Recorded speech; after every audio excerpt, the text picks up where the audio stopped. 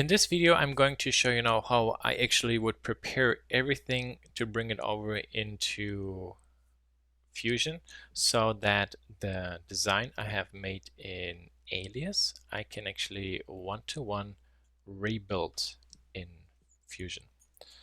So we know first I had the problem with my knife not being correctly oriented and lined up. So I'm going to group it, and then I'm setting my pivot point maybe to this edge, and for example then I say move maybe here to this edge, center it, let's rotate, and for example get an idea where this might be okay, this, and then maybe I can, nope, not rotate, just move this one down a little bit, and maybe let's move this in.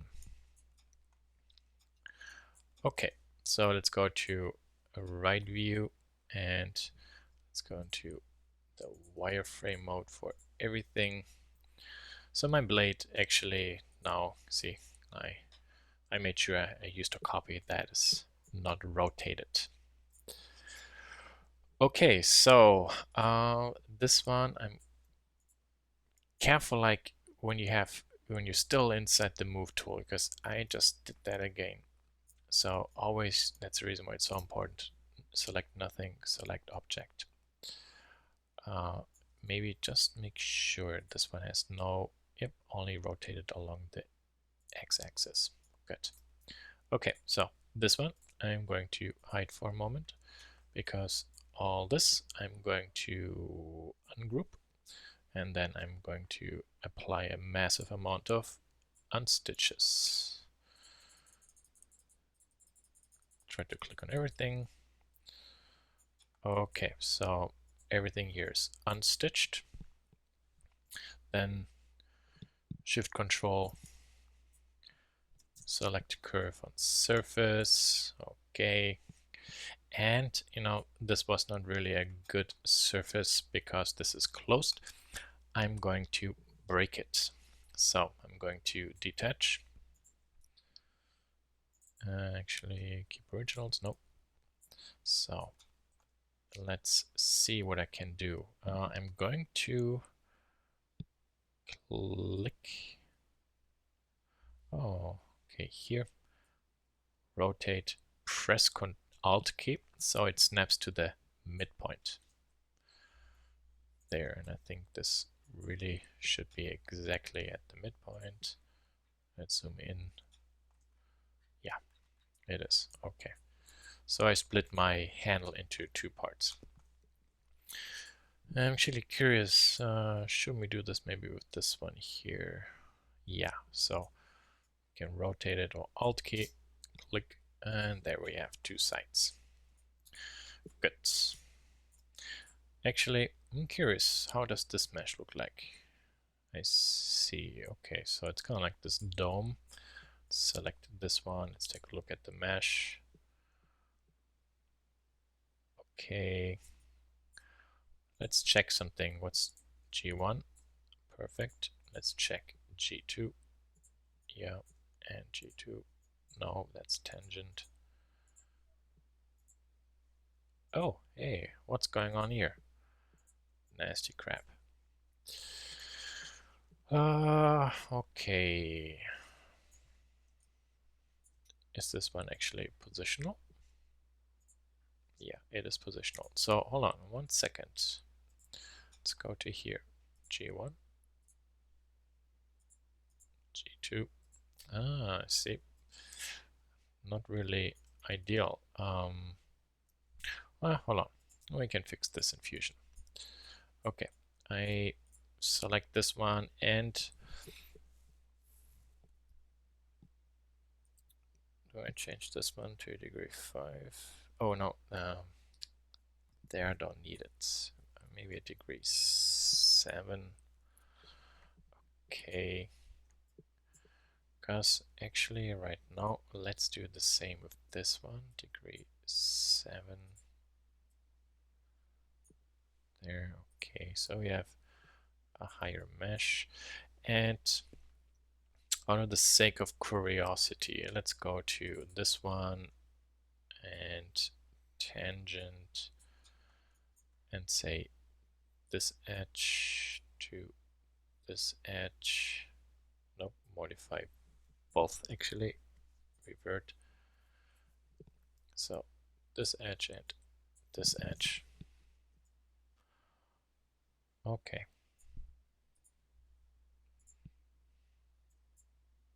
So because that was actually a revolve, it should be nice and circular.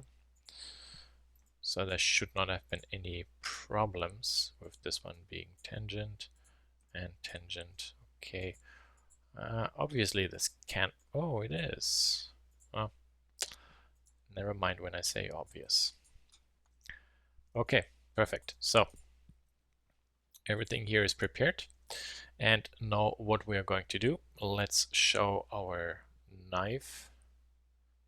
Sorry, I meant the blade. Where is it? Visible. There, it's inside.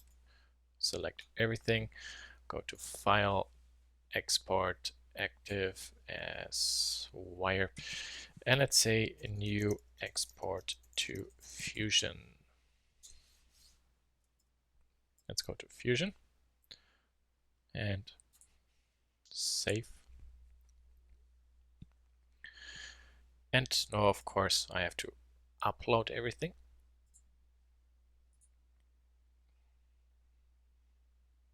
Go to desktop, new export Fusion, upload. So this will take a moment, so I'm going to pause and I will be back when this is done.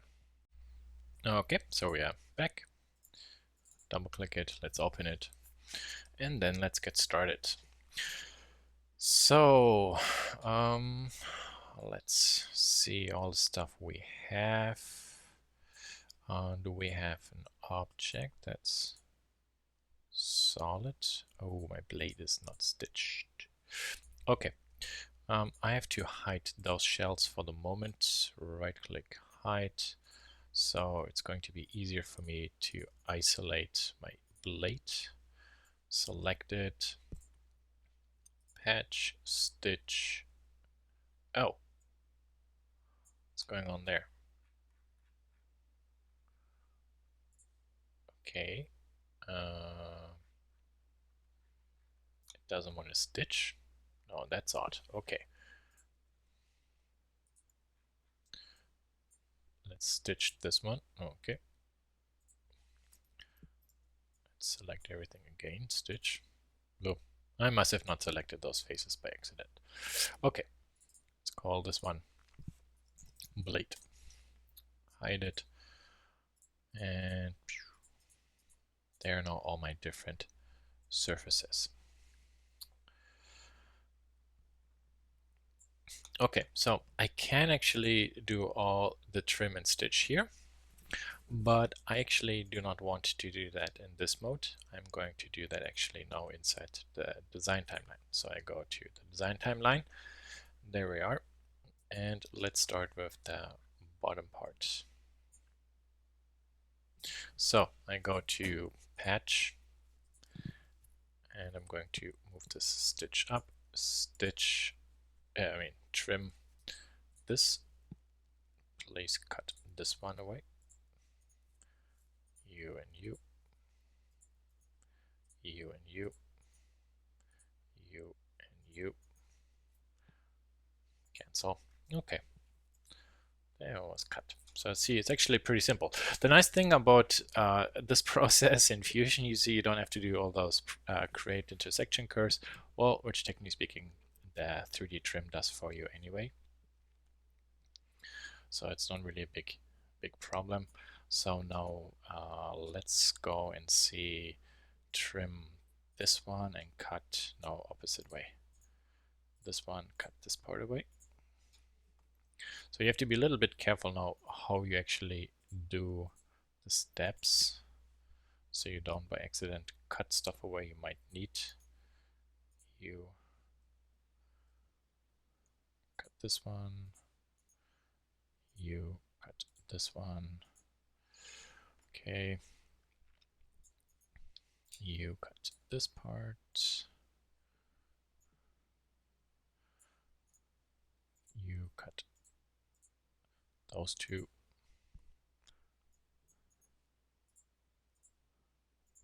So it's a pretty fluid way. Okay, so this one, cut this and this, this, and this. Be gone. Nice. Okay, then my main part here. There's a small fragment left. Cut that one away. And you, and you. Oh, can I select both? Oh, I cannot. Okay, cancel. Hold on 1 second. Yeah, that's what I'm going to do. Select those two, stitch together. So I think then I should be able to do this whole stitched object, cut the small segment away. Perfect. And then now, for example, I think I could also say stitch you, cut this part away, here, here. Wait, there, there, there, there. Okay, now I'm getting confused. Okay, one more time. You cut this one. Kaboom. And I'm getting close. So now I'm going to those two hide just for the second. So this is easier to select. Stitch. Yep. And there are two surfaces which should be unstitched there. Okay, now let's go to stitch. Sorry, trim here, and you there. Stitch it together. Perfect. So that was actually pretty awesome. So I had the problem with actually my blade, for example, giving me some issues. So right now, let's hide my blade for the moment, and I'm going to try to offset actually this shell. This is now a solid, so I can go to model, shell along this opening. 2 millimeters should work. It does. Let's show this blade again. Does the blade still fit? Actually, a little bit too much of an opening. So maybe down here. All this, way too much content. Let's group it, add it. 3 millimeters. I'm not sure if maybe this is now getting a little bit too tight. 2.5. Yeah, 2. So at the side it starts to be okay. Okay, well, for the moment, let's leave it this way. So here we see we have a small gap. Here, this part is way too much. So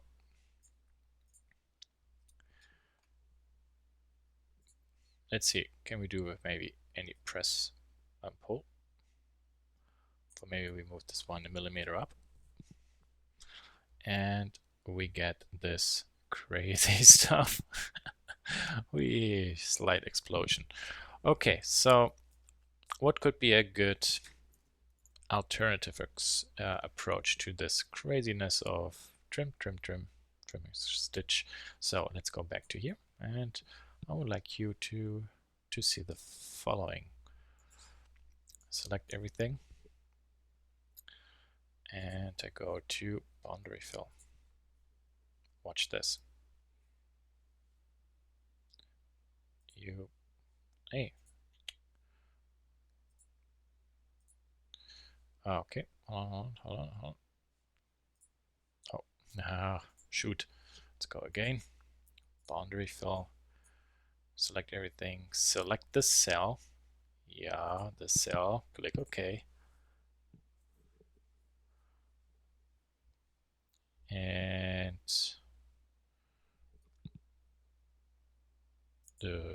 okay. Hold on. Don't laugh yet. Look at this. There. Isn't that awesome? So, all this boundary fill actually did was just trim everything at once. I mean, how wonderful is that tool? I just love it. Fusion recently got it. I know this feature actually from Solid Thinking and Rhino. It's really nice. So all this hurtful trim and join stuff I just ignored and just deleted it. And let's delete this one again, and let's do this one more time because it was so awesome. So all these surfaces I created here actually define a volume, and the boundary fill is smart enough to understand that, which is why I can simply go to boundary fill, select all those faces, and there you see instantly it shows you the shell. So those are all basically the tools that define the boundary. Then you want to select the cell because you could have multiple boundaries. Click OK. And here the stuff you want to hide, and kaboom. There you are. Pretty fantastic. So let's do the same. Shell 2 millimeters. Okay. Show the blade.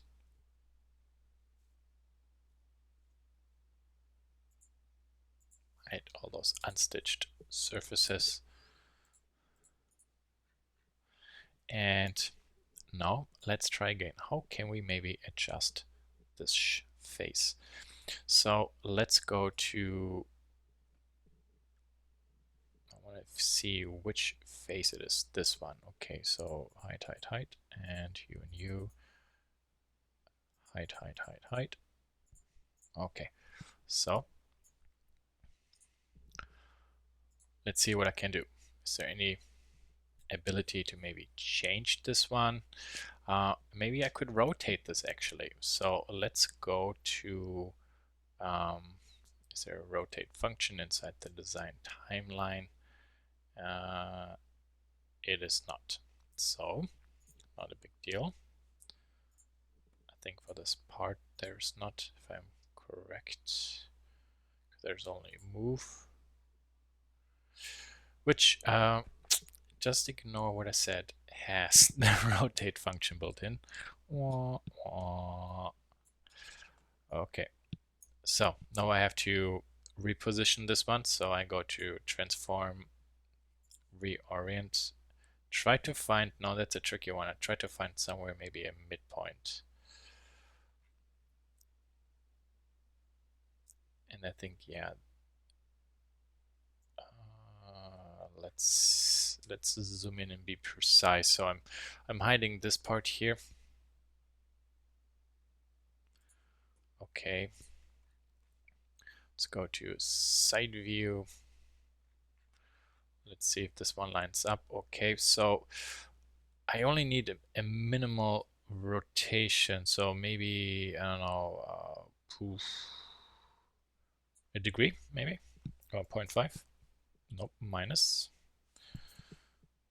And okay, let's show this part. And you see actually that updated it. So, but it's not enough yet. So let's go back and edit.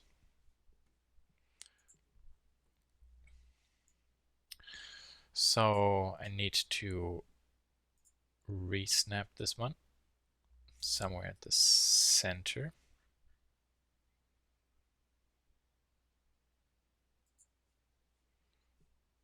Okay, and then maybe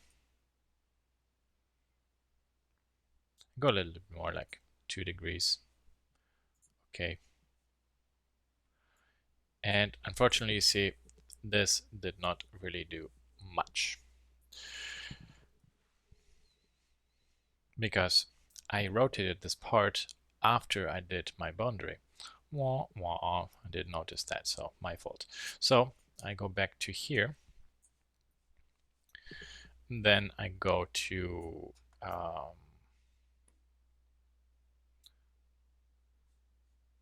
for example, rotate. Try to find the midpoint there. And let's set this one. It's kind of like -2 degrees. Okay, let's go to here. Boundary fill failure. Rubbish.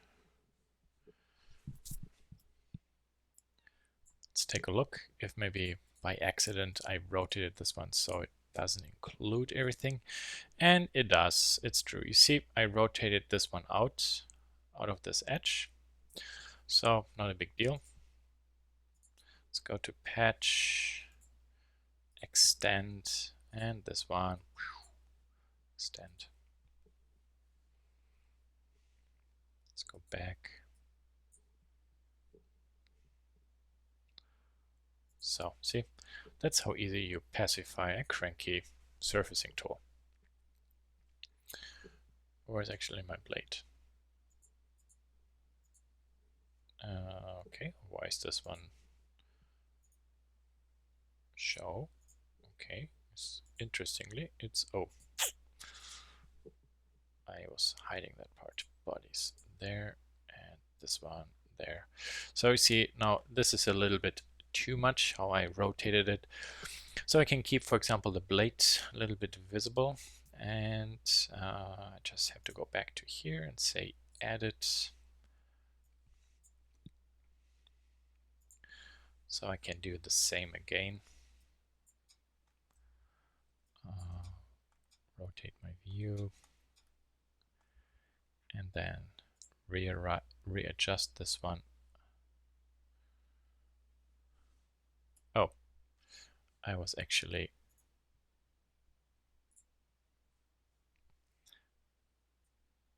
okay, hold on. The reason this is bluish and I don't see the part because this is invisible, which was majorly smart by me. So here, that's a part I need. There. Okay. Reorient. Of course, I can't really work on the surface. That's somewhat hidden. Now, the tricky part for me now is really to figure out where do I maybe need this one. I could, for example, create a line on a sketch to kind of like mark out how much distance this one is, for example, for 2 millimeters. So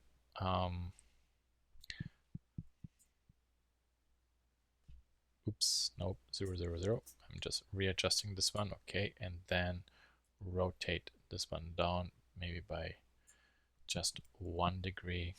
Okay, let's go back. And there we see now, I can see I still have a little bit of space, so maybe let's edit this one again. So it's a little bit of trial and error, but it's a really workable solution. So maybe 0.5 this time. Okay, you see, there I'm getting actually close to kind of like a gap that is still acceptable. My blade does not intersect into any shell. So now actually here, those unstitched surfaces which are driving the solid, I can turn off.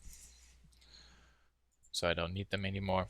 And maybe now I could go to model, go to split body, this body, here, there, there.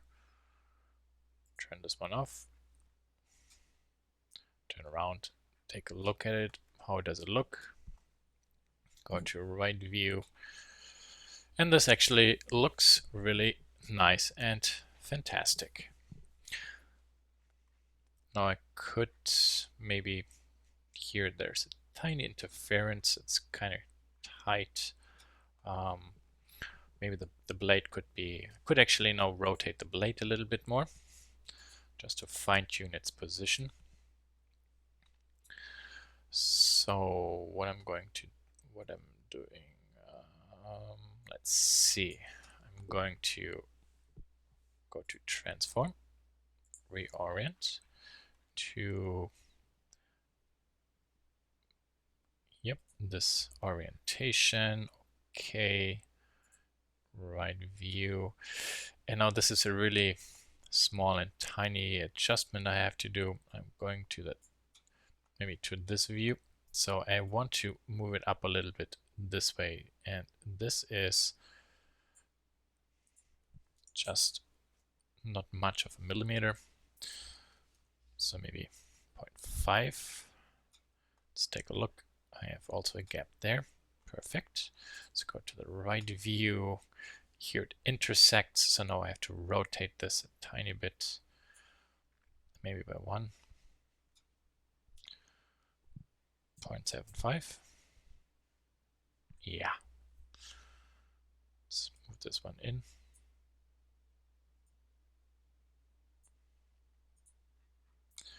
Perfect. So yeah, so this is actually fantastic. What's the advantage of this one? Now I brought actually, as you can see, all the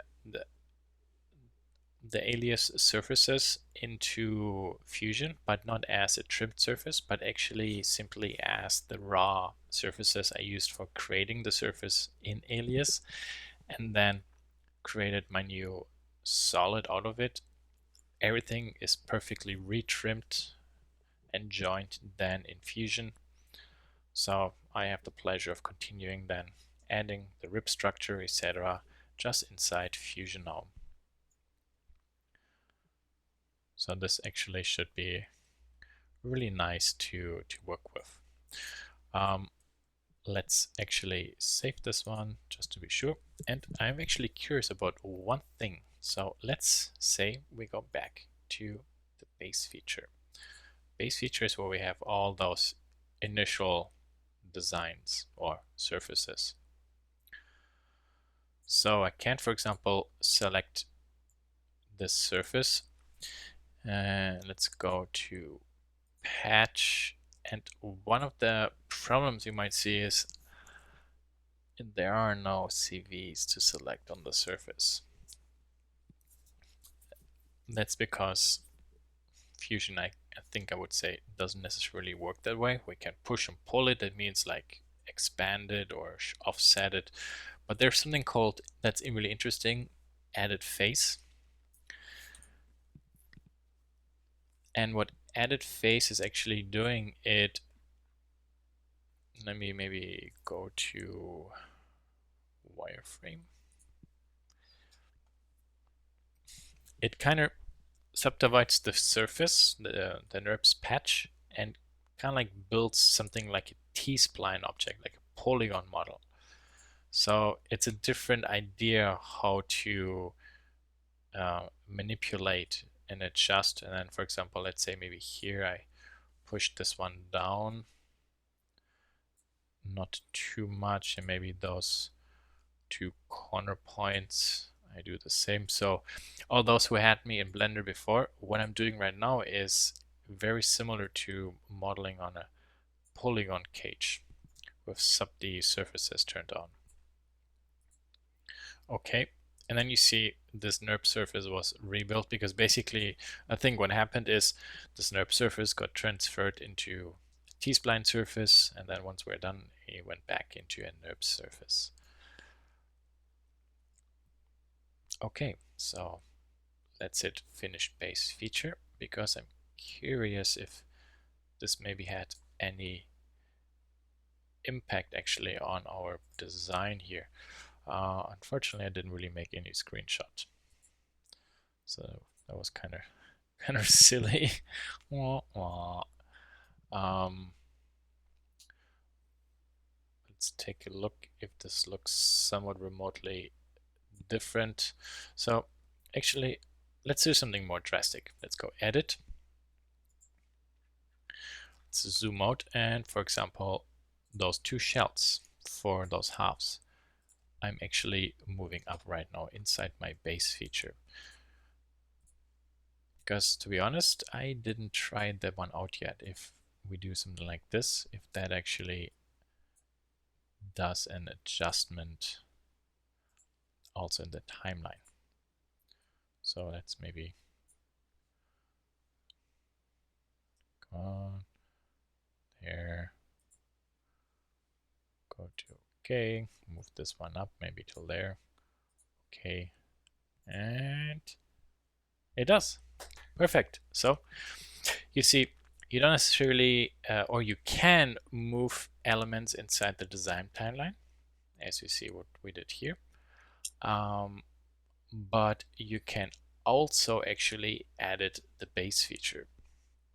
So you have the ability to change the surface, and then the boundary surface restitches everything for you automatically into a new solid object. And then let's maybe touch this one up a little bit, create some new edge roundings. There, 2 millimeters. Let's see.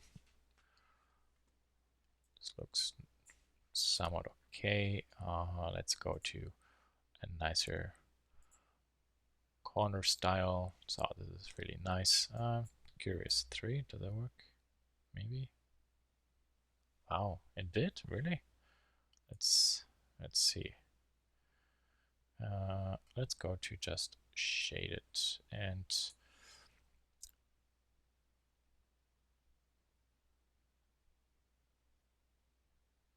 wireframe. Yeah, it's actually on it. So pretty nice. Can we do it till 4? Probably not. Oh, it still does. Nice. So one, also I would like to point this one out, one of the major advantages of doing it this way, so rebuilding the surfaces then in Fusion, is if there's a problem, you don't have to push everything back to Rhino, do an adjustment there, and then actually go back into Fusion. And also all the trimming, etc., when it's done in Fusion, is done by Fusion. And think about, that's maybe a good example. Think about, you have English and you have German, and you always have to translate. So translation is always going to be a problem. And if you do something natively, it's always easier in one language. Okay, so this is basically everything. How to build all the support structures would be exactly the same process I did in the previous video.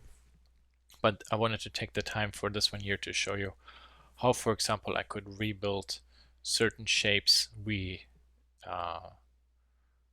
surface basically in Alias, and then take those surfaces and create the solid models inside Fusion.